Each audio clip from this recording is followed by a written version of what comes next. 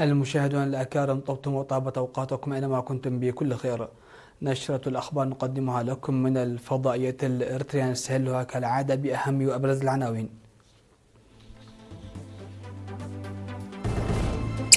تنفيذ أنشطة متنوعة إحياء ليوم العمال العالمي. مديرية صنعاء تشهد تطورا ملموسا في التعليم التمهيدي. اختتام أسبوع المدارس في الجنوب الشرقي للإقليم الأوسط.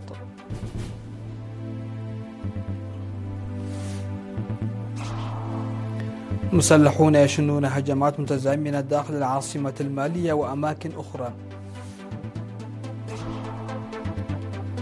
اتفاق أمريكي أوروبي لتأمين إمدادات المعادن النادرة. ورئيس كولومبيا أول زعيم أجنبي يزور فنزويلا بعد مادورو. أهلا بكم. تنظم الكونفدرالية الوطنية للعمال منتديات وفعاليات وأنشطة نفيرة ومسابقات فنية ورياضية في البلاد بمناسبة عيد العمال العالمي تحت شعار تنظيم العمال دافع للتنمية. وبناء على ذلك عقد مسؤولان في 15 من أبريل قسما العلاقات الخارجية والإدارة والمالية في الكونفدرالية الوطنية للعمال السيد أبراهام برخت والسيد تسفاي أوغباي سيمينار حول العمل المستقبلي ودور الكونفدرالية في خلق فرص العمل.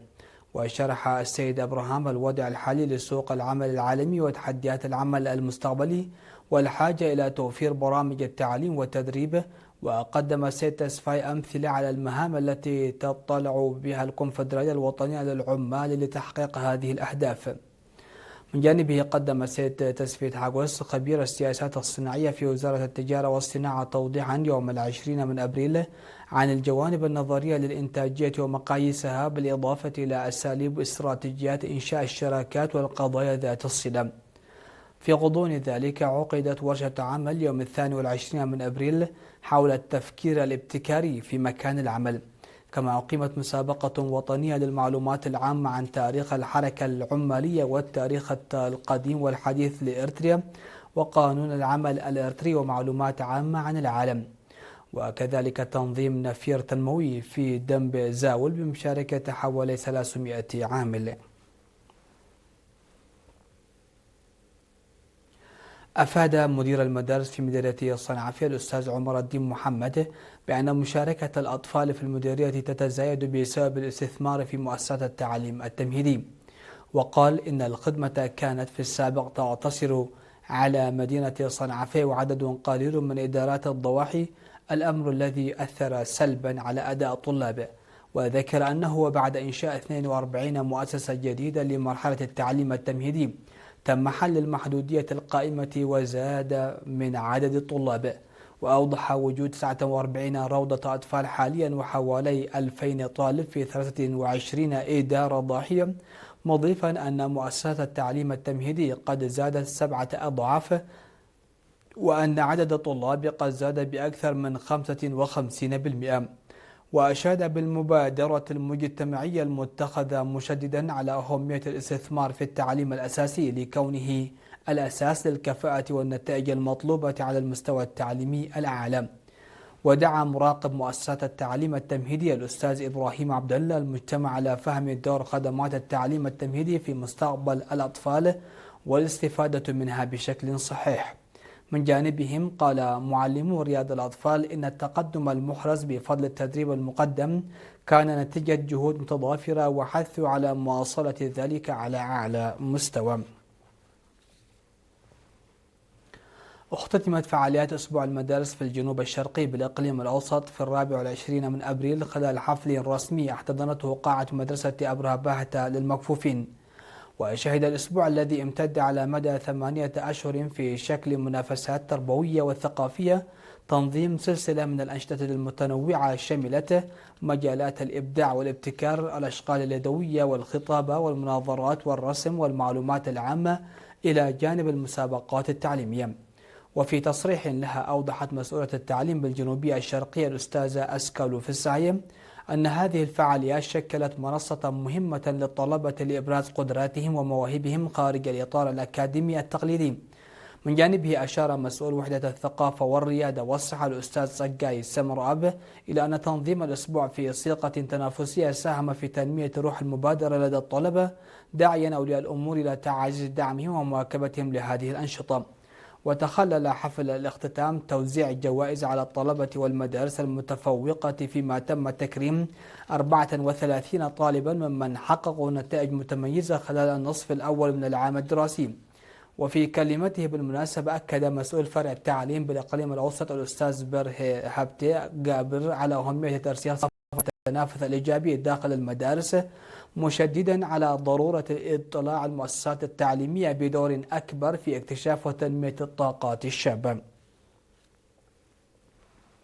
يواصل مركز ميراث للتدريب الموسيقي بمدينة كرن أداء دوره في دعم وتنمية الحركة الفنية من خلال البرامج التدريبية التي يقدمها الشباب في مجالات الموسيقى والغناء.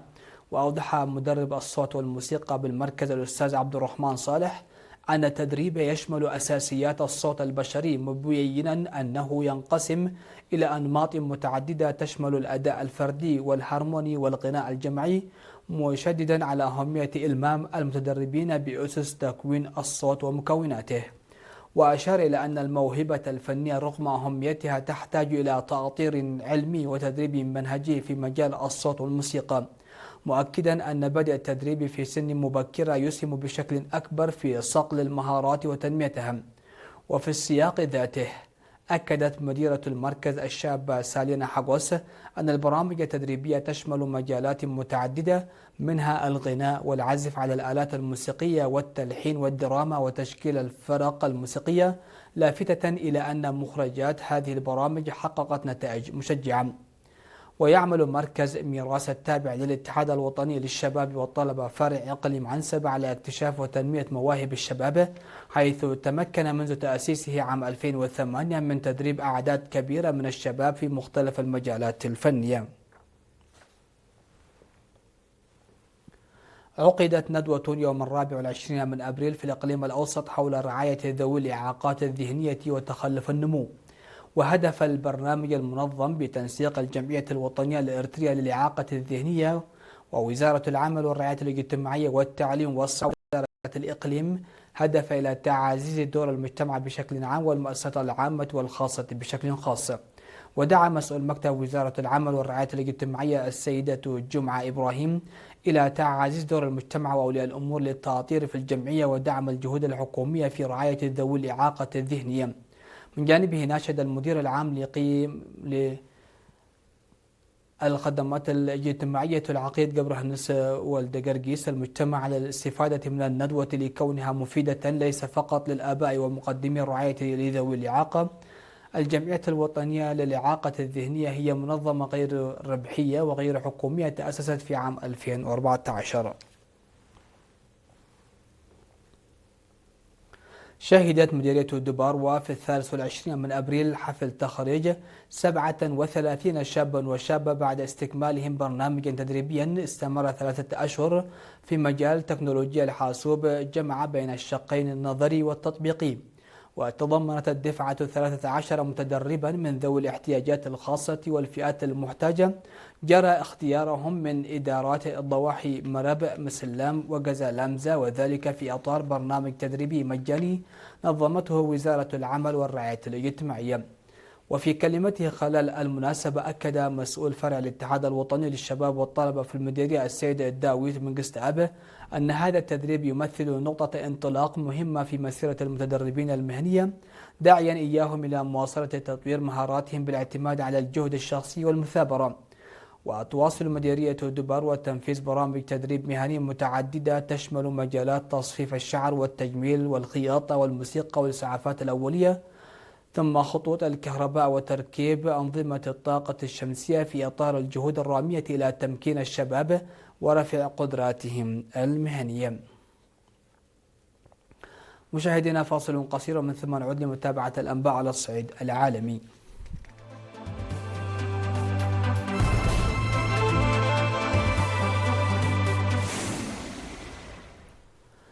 أهلا بكم. على الصعيد العالمي، قال جيش مالي إن مسلحين شنوا هجمات في العاصمة باماكو ومواقع أخرى في أنحاء البلاد في هجوم منسق على ما يبدو شارك فيه عدة جماعات. وقال شاهد من رويترز إنه سمع دوي انفجارين قويين وإطلاق نار متواصل قرب قاعدة كات العسكرية الرئيسية خارج العاصمة باماكو، وأن جنودا انتشروا لإغلاق الطرق في المنطقة. وشهدت مدينة سيفاريا بوسط البلاد وبلدة كيدال ومدينة جاو في الشمال اضطرابات مماثلة في نفس التوقيت تقريبا. وتواجه مالي موجات تمرد لجماعات تابعة لتنظيمي القاعدة والدولة الإسلامية في غرب أفريقيا، هذا بالإضافة إلى تمرد طويل الأمد يقوده الطوارق في الشمال. وقع الاتحاد الأوروبي اتفاقا مع الولايات المتحدة للتنسيق في تأمين إمدادات المعادن النادرة اللازمة لقطاعات رئيسية، بينها الدفاع في ظل تزايد القلق من هيمنة الصين على هذا القطاع الاستراتيجي المرتبط بالصناعات الدفاعية والتكنولوجيا. وتضمن خطة الاتفاق بنودا لدراسة تحديد حد أدنى لأسعار المعادن النادرة، بما يمنع قوى خارجية مثل الصين من إغراق الأسواق بمنتجات منخفضة التكلفة. كما يشمل الاتفاق تنسيق سياسات الدعم والمخزونات الاستراتيجية والعمل على وضع معايير مشتركة لتسهيل التجارة بين الدول الغربية، إضافة إلى الاستثمار المشترك في البحث والتطوير.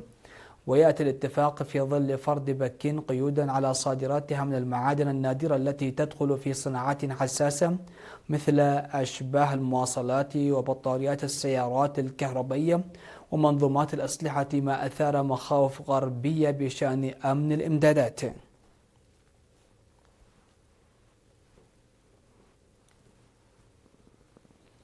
أصبح الرئيس الكولومبي غوستافو بيترو أول زعيم أجنبي يزور فنزويلا منذ أن اعتقلت قوات أمريكية الرئيس نيكولاس مادورو. ومن المقرر أن يلتقي بيترو بالرئيسة الفنزويلية بالوكالة ديلسي رودريغيز التي تولت السلطة في يناير خلفا لمادورو. وكان من المزمع عقد قمة بين بيترو ورودريغيز في مارس الماضي بمدينة كوكاتا الحدودية في كولومبيا، إلا أنها ألغيت في اللحظة الأخيرة دون توضيح الأسباب. وتعد المنطقة المحيطة بكوكاتا معقلا لنشاط جماعات تهريب المخدرات وتنظيمات مسلحة يسارية، لطالما اتهمت كولومبيا فنزويلا بدعمها وتوفير الحماية لها. وتولت رودريغيز السلطة في فنزويلا عقب عملية عسكرية خاطفة نفذتها قوات أمريكية في العاصمة كاراكاس، أسفرت عن اعتقال مادورو ونقله إلى نيويورك لمحاكمته بتهم تتعلق بتهريب المخدرات. أعلنت المنظمة العالمية للأرصاد الجوية أن احتمال حدوث ظاهرة النينو بات متزايدا اعتبارا من منتصف عام 2026، ما سيؤثر على درجات الحرارة ومعدلات الأمطار في مختلف أنحاء العالم. وأشار أحدث تقرير للمنظمة إلى تغير ملحوظ في المحيط الهادي الاستوائي، موضحا أن درجات حرارة سطح المياه ترتفع بسرعة، ما ينذر بعودة محتملة لظاهرة النينو بين مايو ويوليو 2026. وتشير التوقعات للأشهر الثلاثة المقبلة إلى هيمنة شبه عالمية لدرجات حرارة أعلى من المعتاد على سطح الأرض الظاهرة، إلى جانب تقلبات محلية في معدلات هطول الأمطار. وتتميز ظاهرة النينو بارتفاع درجات حرارة سطح المياه في وسط المحيط الهادي الاستوائي وشرقه، وتحدث عادة كل 2 إلى 7 سنوات، وتستمر من 9 إلى 12 شهرا. مشاهدينا، نختم نشرة هذه الفترة بالتذكير بأهم ما جاء فيها. تنفيذ أنشطة متنوعة إحياء ليوم العمال العالمي. مديرية صنعاء تشهد تطورا ملموسا في التعليم التمهيدي. اختتام أسبوع المدارس في الجنوب الشرقي للإقليم الأوسط.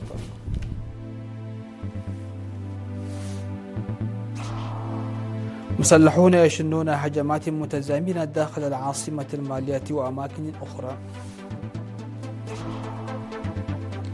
اتفاق أمريكي أوروبي لتأمين إمدادات المعادن النادرة.